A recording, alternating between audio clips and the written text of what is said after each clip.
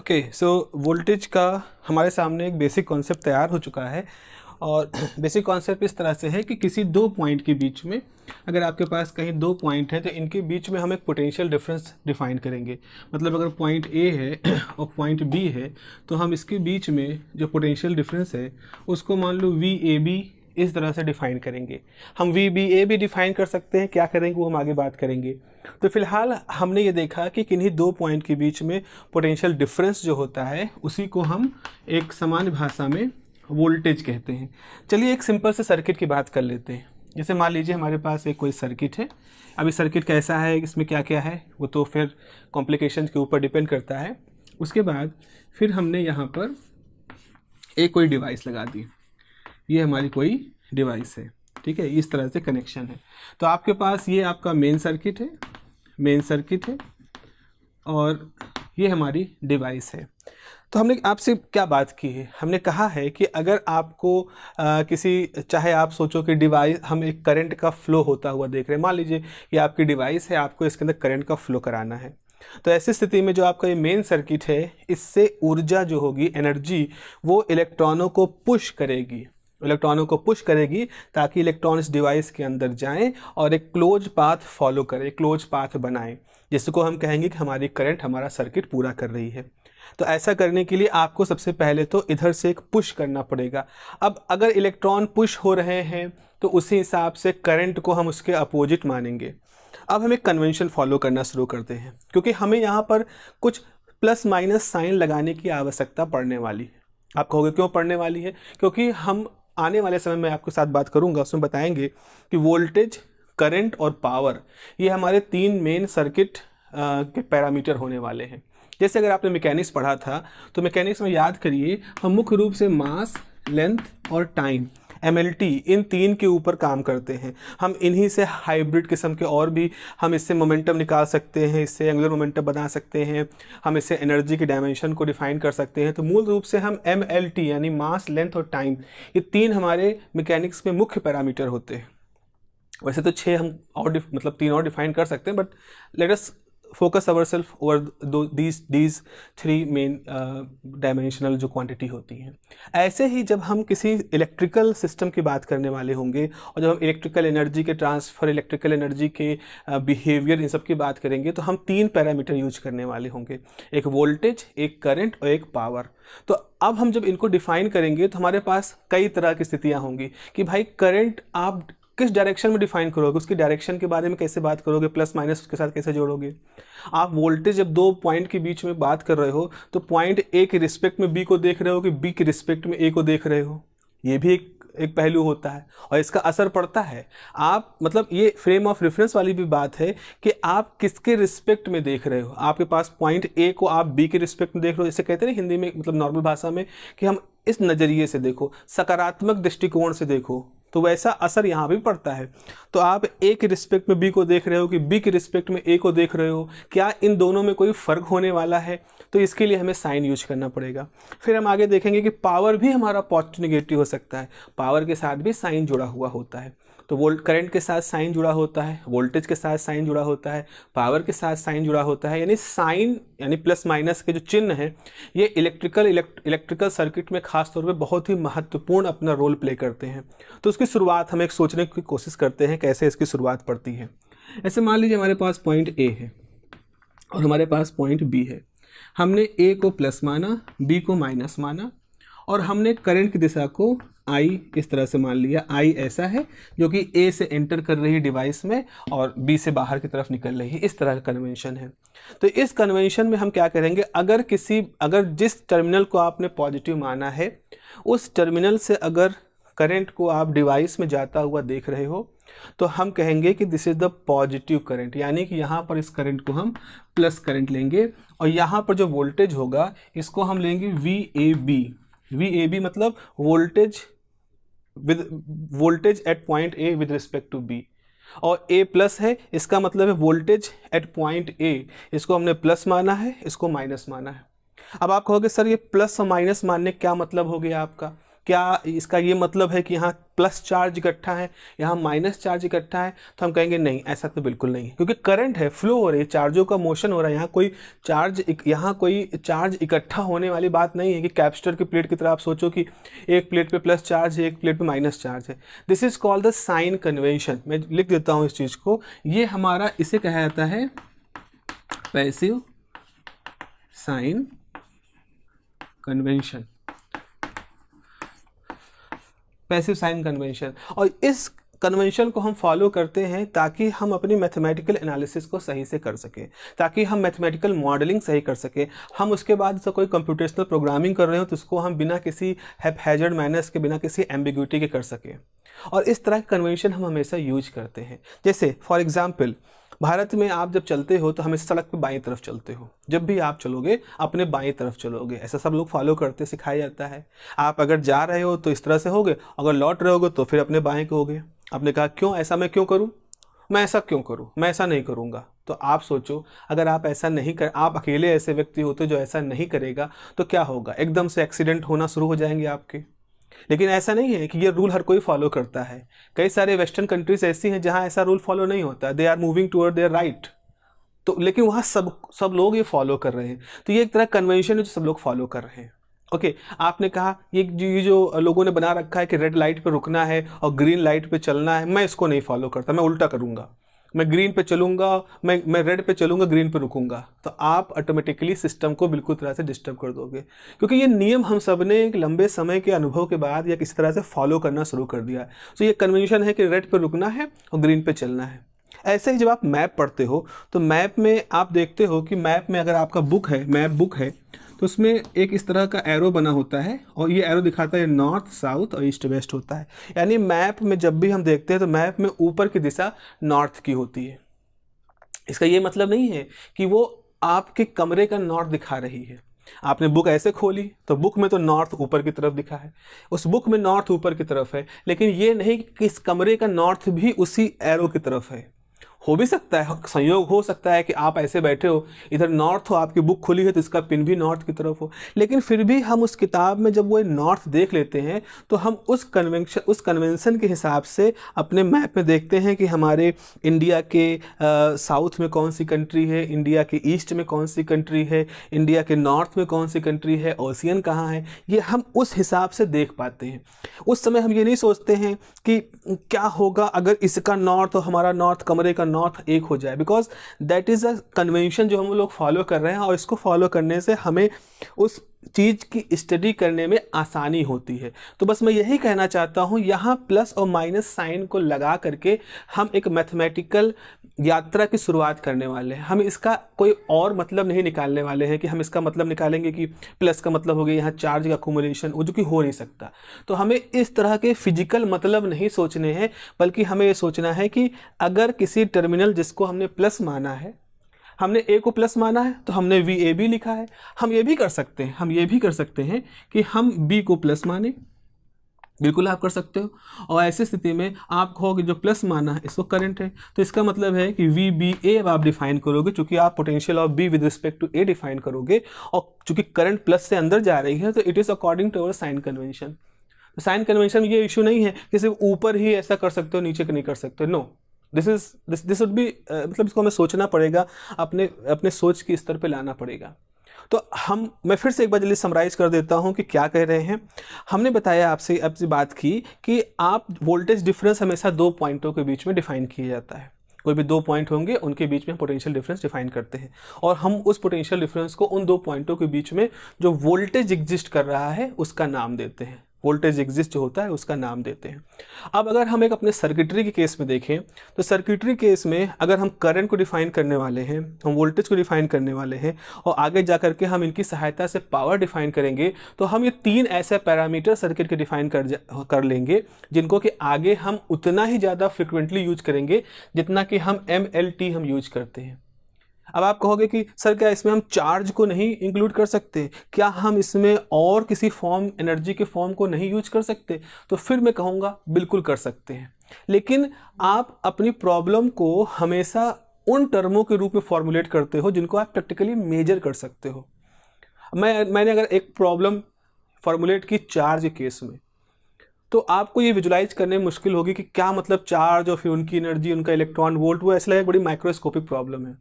जबकि हम दूसरी तरह से प्रॉब्लम फॉर्मुलेट करते हैं कि हमने इतने पोटेंशियल की इतना पोटेंशियल डिफरेंस क्रिएट किया, इतनी करंट वहाँ पर फ्लो की और इतने वॉट पावर डिसिपेशन हुआ, तो निकालिए रेट क्या है, ऐसा कुछ कोई प्रॉब्लम है। तो हम प्रॉब्लम किन टर्मों में रखते हैं?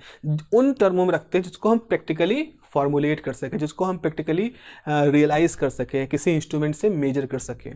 तो इसलिए हम वोल्टेज, करंट और पावर के ऊपर अपनी ध्यान इसलिए इतना लगाना चाह रहे हैं बिकॉज ये वो क्वांटिटी हैं जिनके टर्म में आप इलेक्ट्रिकल इंजीनियरिंग में प्रॉब्लम्स पाओगे और इनके टर्म में आप उनको सॉल्व भी करोगे और उसकी वजह से प्रैक्टिकल सर्किट भी डिजाइन कर ले जाओगे।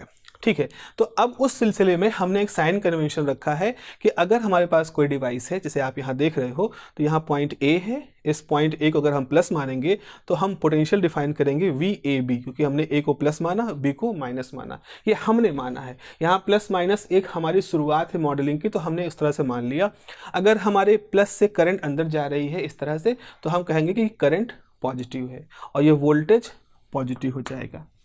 ठीक है, अगर हमने B को प्लस माना, A को माइनस माना, तो हम वोल्टेज डिफाइन करेंगे VBA और ऐसी स्थिति में हम करंट अगर यहाँ से जा रही है तो इसको भी हम पॉजिटिव साइन कन्वेंशन से पॉजिटिव करंट ही कहेंगे। तो what do you mean by the positive current? तो करंट की डायरेक्शन, जैसा कि मैंने पहले बताया था कि करंट की डायरेक्शन के लिए एक एरो बनाना जरूरी है। आप बिना एरो करंट को डिफाइन नहीं कर सकते, वो कुछ भी नहीं मतलब है। तो हमारे इस कन्वेंशन के हिसाब से क्या हुआ, करंट की जो पॉजिटिव डायरेक्शन है, करंट की जो डायरेक्शन है उसको अगर आप पॉजिटिव ले रहे हो, इसका मतलब है कि वो प्लस टर्मिनल से माइनस टर्मिनल की तरफ है। जैसे यहाँ पे देखो, प्लस से होते हुए अंदर से होकर के इस तरह से माइनस की तरफ जाएगा, तो इसको हम प्लस कह दें, इसको हमने माइनस कह दिया। हम वोल्टेज VAB डिफाइन कर रहे हैं यहाँ पे। ठीक है, अच्छा एक चीज़ और समझो, जैसे मान लो आपके पास एक कोई सर्किट है, आपने इसके अंदर करंट, ये पॉइंट A है, ये पॉइंट B है। तो अगर हमने यहाँ पर डिफाइन किया, अगर हमने यहाँ पर ऐसा कुछ कर दिया, जैसे मान लीजिए कि ये तो है VAB पोटेंशियल, अब हम ऐसा करें, ये प्लस है, ये माइनस है, क्या हम इसको ऐसे लिख सकते हैं? इसको हम ऐसे भी लिख सकते हैं, VBA माइनस। समझो इसका मतलब क्या हुआ? इसका मतलब क्या हुआ, VBA क्या होता? अब एक सिचुएशन और सोचो, अगर ये है इस तरह से होता, ये B है, A है, अगर B प्लस होता, A माइनस होता, तो इस पोटेंशियल को लिखा जाता VBA। लेकिन माइनस लगने का मतलब है कि जो कुछ भी यहाँ सिचुएशन है वो पलट जाए, यानी पलटने का मतलब है इसमें माइनस से मल्टीप्लाई हो जाए, तो माइनस से मल्टीप्लाई होकर के ये माइनस हो जाएगा, माइनस से मल्टीप्लाई होकर के ये प्लस हो जाएगा और यहाँ एक माइनस लग जाएगा। तो देखो A प्लस है, B माइनस है, तो इस सिचुएशन को हम VAB कहते हैं। लेकिन अगर हम VBA में माइनस कर दें तो हम VBA पोजीशन पहुँच जाएंगे। ये कुछ वैसा है जैसे 2 को अगर हम उल्टा करके फिर इसका इन्वर्स ले लें तो ये 2 हो जाएगा। तो एक बार तो हमने पोलैरिटी चेंज की तो VBA हो गया, जब ये प्लस किया, ये माइनस किया, तो हमने VBA डिफाइन किया, यानी कि हमने 2 को 1/2 किया और उसके बाद जैसे माइनस साइन लगाया तो ये वैसा हुआ जैसे 1/2 को फिर से पलट दिया तो 2 आ गया। तो इस तरह से आप VAB को माइनस VBA लिख सकते हो। ठीक है, VBA को आप माइनस VBA लिख सकते हो। इस चीज़ को आपको बहुत ध्यान से समझना है। इस चीज़ को इसलिए ध्यान समझना है क्योंकि आने वाले समय में जब आप थोड़े से कॉम्प्लिकेटेड सर्किट और किसी मशीन के ऊपर काम करना शुरू करोगे और जब आप कहोगे कि देखो इस पॉइंट का पोटेंशियल शिफ्ट हुआ, इसका शिफ्ट हुआ, इसका शिफ्ट हुआ, उस समय अगर हम पोटेंशियल के माइनस साइन को लेकर कन्फ्यूजन में आ गए हैं या हम उन AB पॉइंट के रेफरेंस पॉइंट का मतलब नहीं समझ पा रहे हैं, तो फिर हमें बहुत दिक्कत होगी मशीन को समझने में, हमें बहुत दिक्कत होगी उसकी वर्किंग को समझने के लिए। तो इसलिए आपको ये सब बेसिक चीज़ें हैं, ये समझनी। हो सकता है आपको ये पहले से आती हो, that's very good, but if there is any confusion then it should be avoid, it should be rectify at this stage. तो इस तरह का सिचुएशन हमारे पास यहाँ पर बन रहा है। तो जैसे हम करंट को बिना दिशा के डिफाइन नहीं कर सकते, अगर आपको करंट डिफाइन करना है तो आपको उसके लिए डायरेक्शन बनानी जरूरी है, वैसे ही ठीक वैसे ही आप बिना प्लस माइनस साइन को लगाए हुए किसी भी हाल में आप पोटेंशियल को डिफाइन नहीं कर सकते। जब भी आपको पोटेंशियल डिफाइन करना है देन आपको एक प्लस एक माइनस दो साइन आपको हर हाल में वहाँ पर यूज करने पड़ेंगे ही पड़ेंगे। And this is called what, this is called the positive sign convention. इसको हम कहते हैं passive, not positive, this is called the passive sign convention. अच्छा, एक चीज़ और हम पढ़ लेते हैं जल्दी से, हम एक पढ़ लेते हैं ground. Let us consider something, concept of ground. जैसे आप लोगों ने सर्किट अगर बनाए हैं 12th में, जैसे मान लीजिए सर्किट होता है, उसके बाद नीचे से एक एरो निकाल करके यहाँ पर हम इस तरह का सिंबल यूज करते हैं, ग्राउंड का सिंबल यूज करते हैं। देखो ग्राउंड का जो सिंबल है उसको इसलिए यूज करते हैं क्योंकि ग्राउंड मतलब होता है अर्थ, और अर्थ एक ऐसी जगह है जिसकी इनफाइनाइट कैपेसिटी है ना। अर्थ एक ऐसा सिस्टम माना जाता है इसकी कैपेसिटी इनफाइनाइट है, और चूँकि कैपेसिटी और वोल्टेज का जो इन्वर्सली प्रोपोर्शनल रिलेशन होता है वो ये शो करता है कि अगर अर्थ की कैपेसिटी इनफाइनाइट है तो उसका जो पोटेंशियल होगा that will always be zero, उसको हमेशा जीरो पोटेंशियल पर मानेंगे। कैपेसिटर पढ़ेंगे तो हम इसको और अच्छे से देखेंगे, लेकिन हाल फिलहाल आप ये समझो कि हम पोटेंशियल एक ऐसी जगह, ये इस ग्राउंड की पोटेंशियल को हमेशा जीरो मानते हैं। तो एक तरह का रेफरेंस बन जाता है, एक रेफरेंस पॉइंट बन जाता है। तो ये जो पॉइंट है ये हमेशा 0 वोल्ट पे माना जाएगा। ये हमने अपने कन्वेंशनली हमने इसको ऐसा किया। अब आप सोचो, मान लो पॉइंट नंबर ए है, एक पॉइंट नंबर बी है, एक पॉइंट नंबर सी है। पॉइंट नंबर ए पे वोल्टेज कितना है, VA। पॉइंट नंबर बी पे वोल्टेज कितना है, VB। पॉइंट नंबर सी पे वोल्टेज कितना है, VC। तो हम जनरली जब न्यूमेरिकल फॉर्मुलेशन करते हैं तो वहाँ ऐसे लिखते हैं, in a circuit at point A the potential is 10 volt, at point B the potential is the voltage at point A the voltage is thus 10 volt, at point B the voltage is 5 volt, and at point C the voltage is 20 volt। ऐसा हम कह देते हैं और फिर आगे ना सवाल शुरू हो जाता है। अब आप वहाँ पर एक ऑब्जेक्शन कर सकते हो कि भाई ऐसा है कि वोल्टेज तो हमेशा दो बिंदुओं के बीच में डिफाइन किया जाता है। अभी यही बात की है ना कि वोल्टेज मतलब बेसिकली पोटेंशियल डिफरेंस, वोल्टेज मतलब पोटेंशियल डिफरेंस, और पोटेंशियल डिफरेंस हमेशा दो पॉइंट के बीच में होता है। फिर आप ये कैसे कह रहे हो कि किसी पर्टिकुलर पॉइंट पर वोल्टेज 10 वोल्ट है, किसी पर्टिकुलर पॉइंट बी पे वोल्टेज 5 वोल्ट है? ये कैसे कह रहे हो? आपको दो पॉइंट कम से कम कंसीडर करने चाहिए। आप किसी एक पॉइंट पे वोल्टेज कैसे डिफाइन कर सकते हो? This is wrong. लेकिन यहाँ पर समझो, यहाँ पर यह रखा गया है कि जब हम कह देते हैं कि voltage at point A is 10 volt, इसका मतलब हम चुपचाप कह रहे हैं with respect to ground.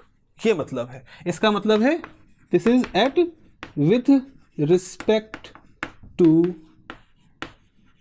Ground. ये कहा नहीं जा रहा है, यानी कि हमने जब अपनी बात कही तो इस ए की वोल्टेज और इस ग्राउंड के वोल्टेज, मान लो इसको डी कह दें, इसके बीच में कंपैरिजन कर लिया। क्योंकि ये तो जीरो है इसीलिए इसका नाम नहीं लिया। तो अगर इसके बीच पोटेंशियल डिफरेंस देखेंगे, अगर इसके बीच पोटेंशियल डिफरेंस 20 वोल्ट है, मतलब यहाँ पोटेंशियल डिफरेंस 20 है, यहाँ 0 है, तभी 20 माइनस 0 20 आ गया। तो हमने कहा पॉइंट ए पे पोटेंशियल 20 वोल्ट, सीधे हमने बात कह दी। तो हमने इस पॉइंट को क्यों रखा है? क्योंकि ये पॉइंट जो है ये इन सब के लिए सेकंड पॉइंट का काम कर रहा है, रेफरेंस पॉइंट का काम कर रहा है। तो आपने अगर कहा बी पे यहाँ वोल्टेज 5 वोल्ट है, तो यानी बी और डी के बीच में पोटेंशियल डिफरेंस 5 वोल्ट है। अगर हमने कहा सी पे वोल्टेज 10 वोल्ट है, इसका मतलब पॉइंट सी और पॉइंट डी पे जो वोल्टेज है वो 10 वोल्ट है। ठीक है, ये इसका मतलब होता है। तो why we are considering ground, because the ground एक ऐसा टर्मिनल होता है जो कि पूरे सर्किट में जितने भी पॉइंट होते हैं उनके लिए सेकंड रेफरेंस पॉइंट का काम करता है। इसीलिए जब भी आप फॉर्मुलेशन करते हो तो आप किसी भी पर्टिकुलर पॉइंट पर वोल्टेज डिफाइन कर देते हो, जबकि मन ही मन या इनडायरेक्टली आप ये कह रहे होते हो कि ये उस पॉइंट और ग्राउंड वाले पॉइंट के बीच का पोटेंशियल डिफरेंस है।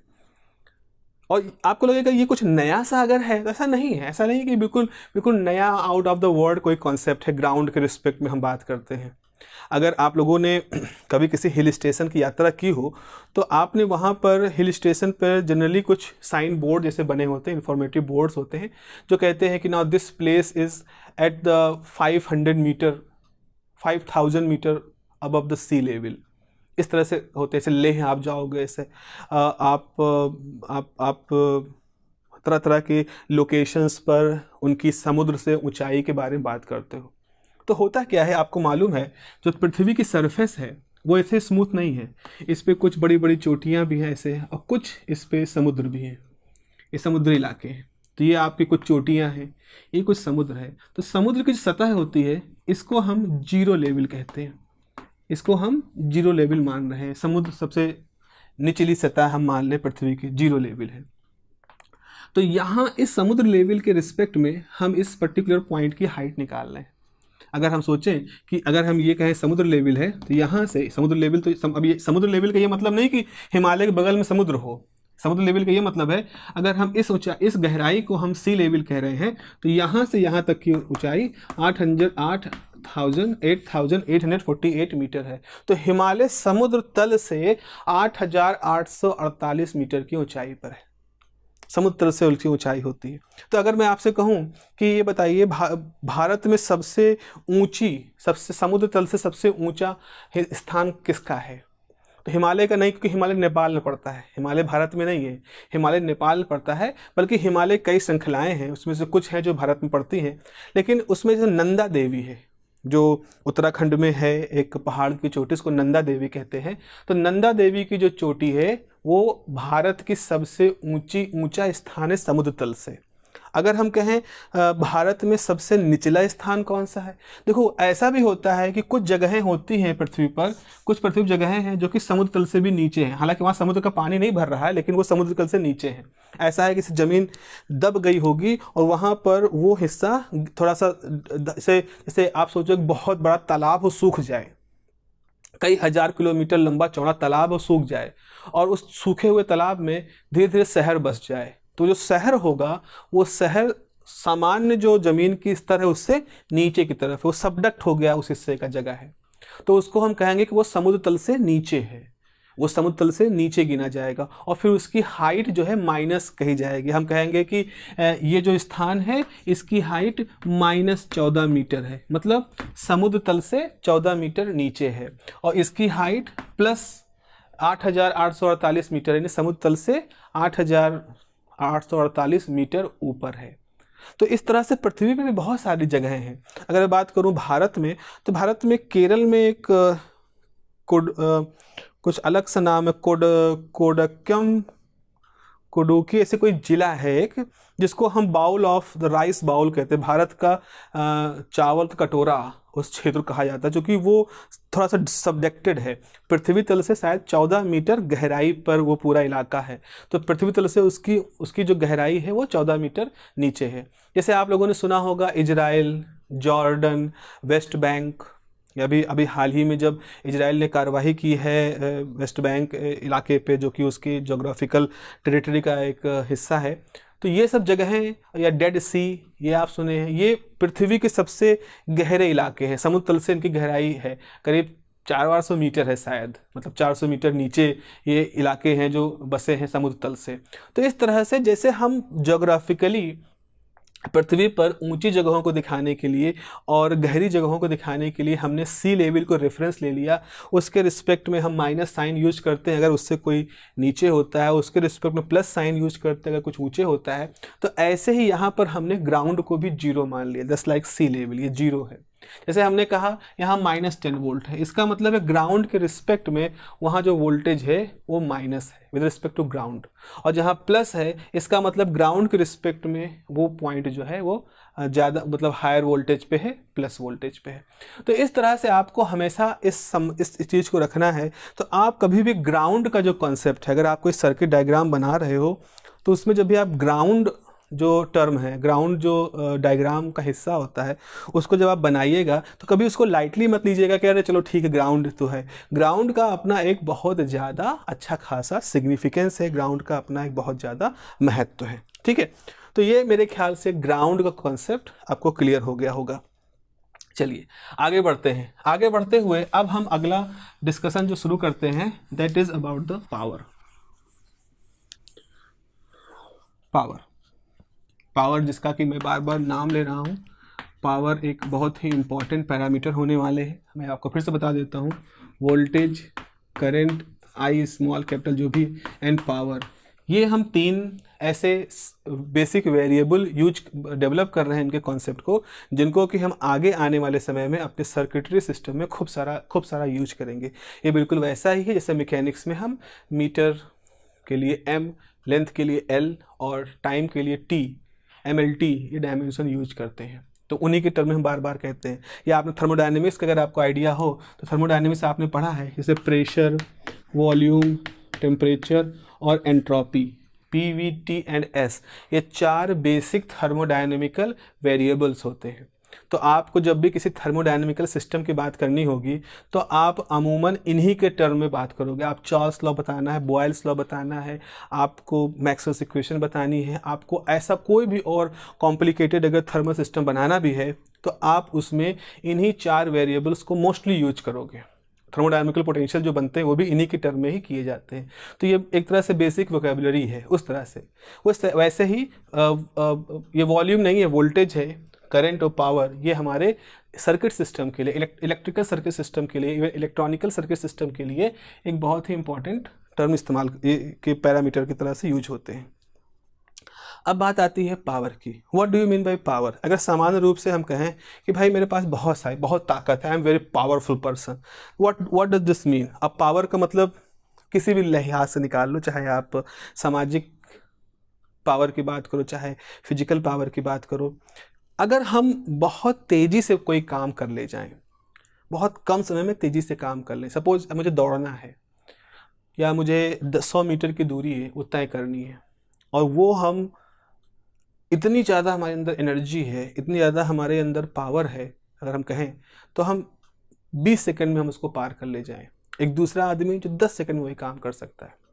तो पावर का मतलब होता है कि आप जो वर्क डन कर रहे हो और जितने टाइम में कर रहे हो, इन दोनों का रेशियो।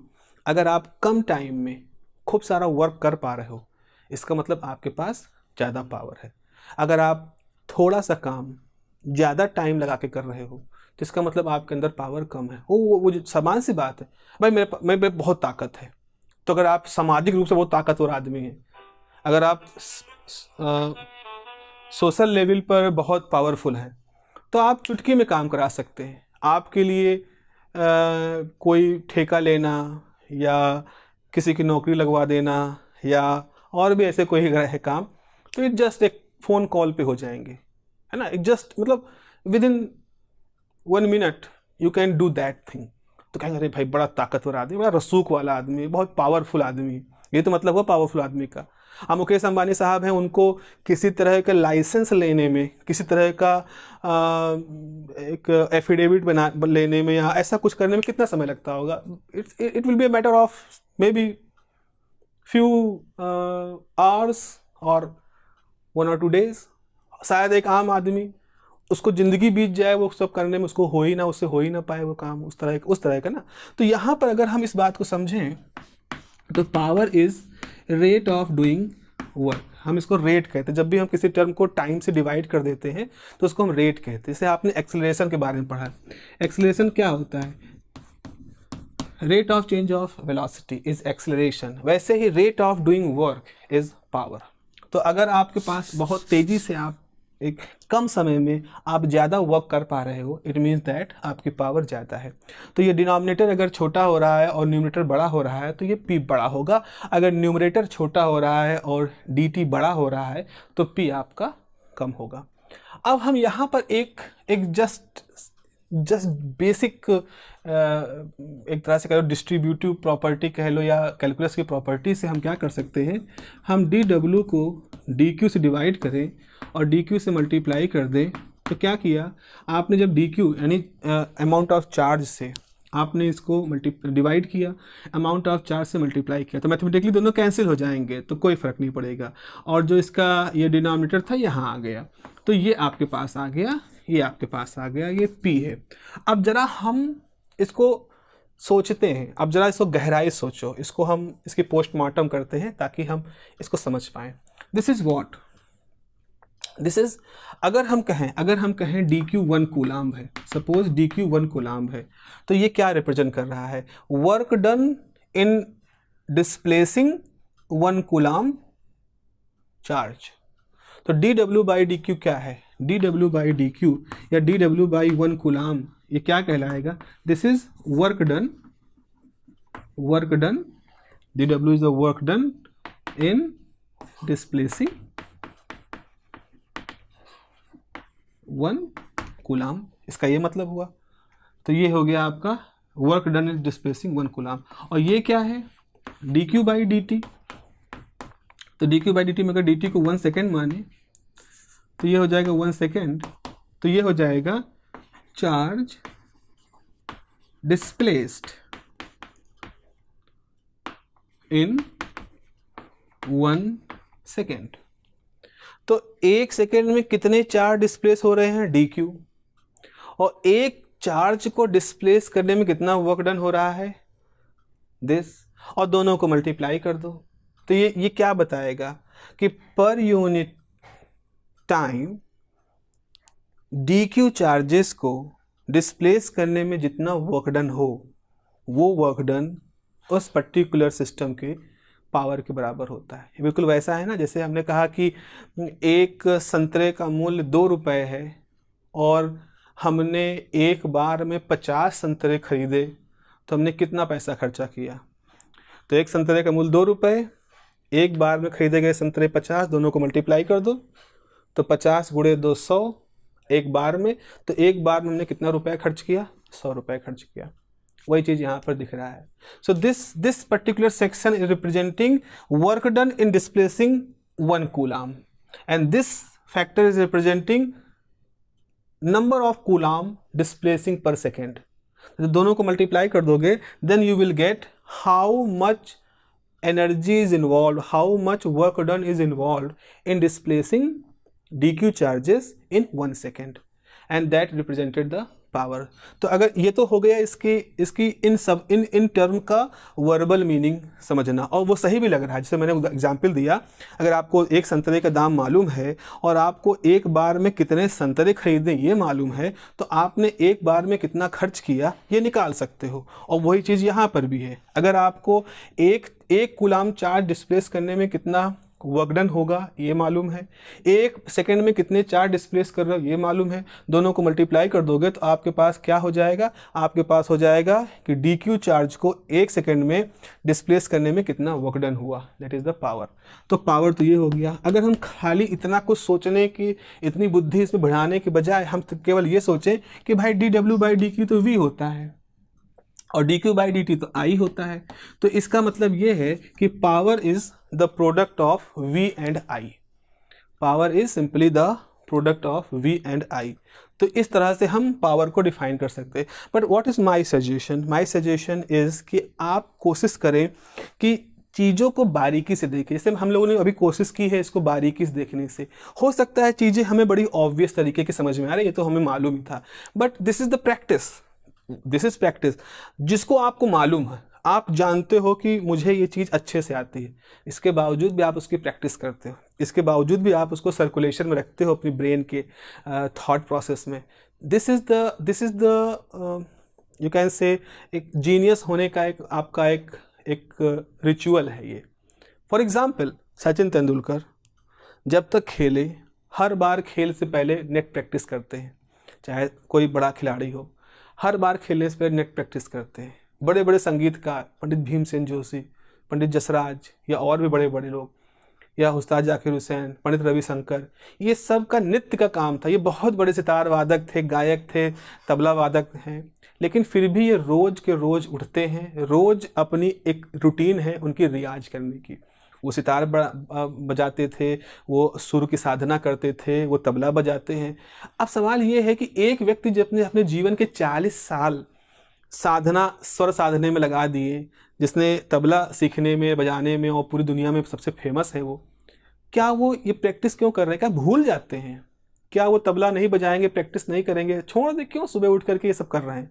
आराम से जिए, इतने बड़े सेलिब्रिटी हैं, नहीं कर सकते वो ऐसा, बिकॉज दे आर जीनियस। और जीनियस होने के नाते उन्होंने एक व्रत साध लिया है कि वो जिस चीज़ के एक्सपर्ट है, सारी दुनिया कहती है कि सर आपसे अच्छा सितार कोई नहीं बजाता, आपसे अच्छा तबला कोई नहीं बजाता, इस वजह से वो उसको रोज़ बजाते हैं, उसकी रोज़ प्रैक्टिस करते हैं।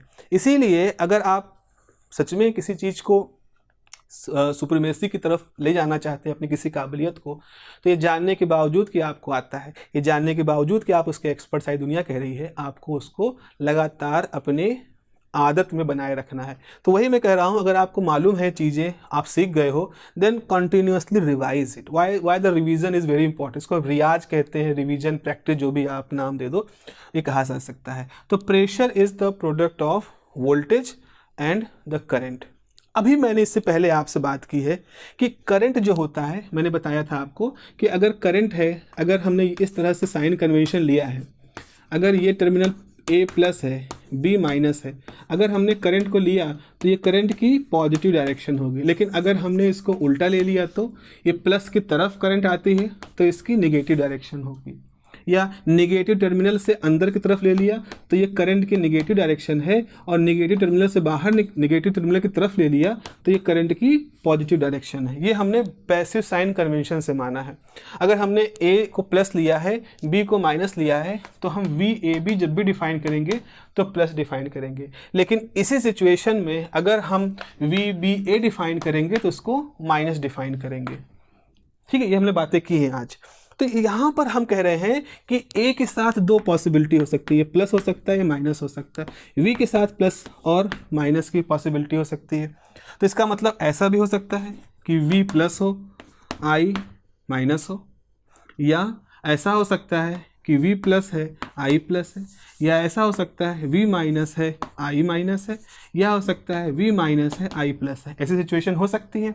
तो आप सोचो, अगर ऐसा है तो प्रेशर पावर क्या होगा? अगर ये प्लस माइनस है तो इन दोनों का प्रोडक्ट माइनस आएगा, प्लस प्लस है इनका प्रोडक्ट प्लस आएगा, माइनस माइनस है तो इनका प्रोडक्ट प्लस आएगा, माइनस प्लस है तो इनका प्रोडक्ट माइनस आएगा।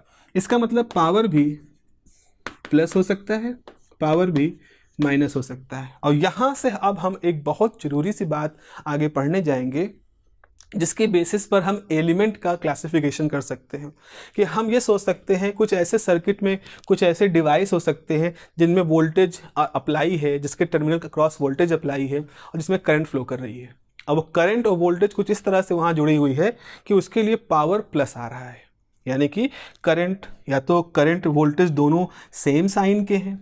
तो अगर करंट और वोल्टेज दोनों सेम साइन के होंगे तो पावर हमेशा प्लस आएगा। लेकिन अगर करंट वोल्टेज में से किसी का साइन उल्टा हुआ तो पावर हमेशा माइनस आएगा।